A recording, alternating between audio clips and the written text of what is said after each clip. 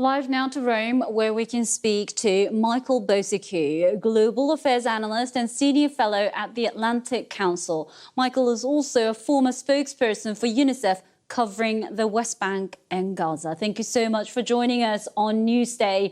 We've been hearing about the humanitarian crisis in Gaza, and according to the latest report by the US State Department, some 45 aid trucks have managed to go in, but they say they need more than 100 a day.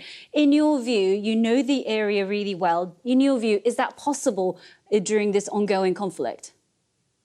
Good to be with you. Well, that's really a trickle. And, normally hundreds of trucks would cross that border crossing.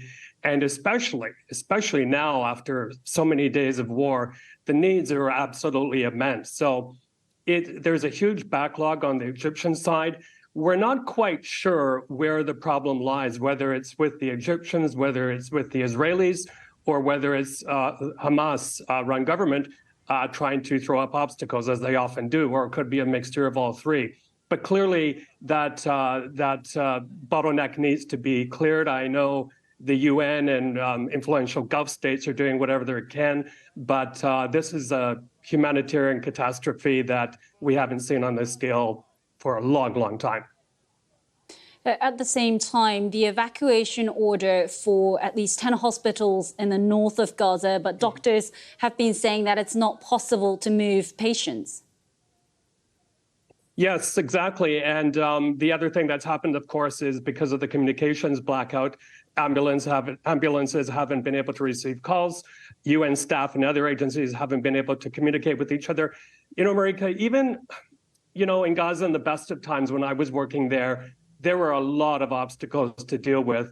The fact that patients can't be evacuated, the wounded can't be moved, and even if they can, there's a lot of insecurity in terms of which routes are safe.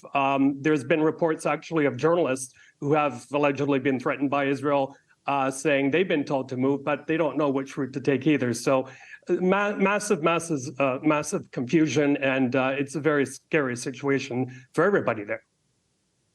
Indeed. At the same time, calls for a ceasefire are growing, and there will be another vote at the United Nations shortly. But of course, so far, they failed to come to an agreement, and Prime Minister Benjamin Netanyahu has ruled out a ceasefire.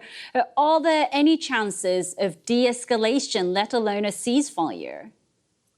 Well, it's basically Israel and the United States running the show right now. And John Kirby recently said today that they're not calling for a ceasefire, perhaps a humanitarian pause. But, Rika, it's very interesting to see the kind of diplomatic moves going on right now. I think we're seeing more daylight, more distance between the U.S.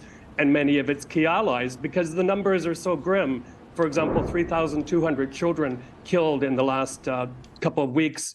That surpasses the number of children killed annually in all of the world's conflicts worldwide. But to give you an example of this break with the U.S., Canada's foreign affairs minister just said that Canada is now going to call for a humanitarian pause. They're not using the word ceasefire, but that's happening with more and more allies of the United States. So perhaps, the pressure will build up and there'll be more pressure on all sides to bring that pause.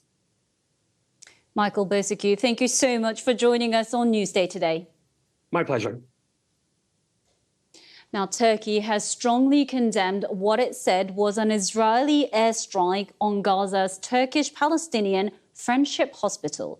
In a statement, the Turkish Foreign Ministry said it is inexplicable for such an attack to take place, given all the necessary information, including the coordinates of the institution in question, which is the only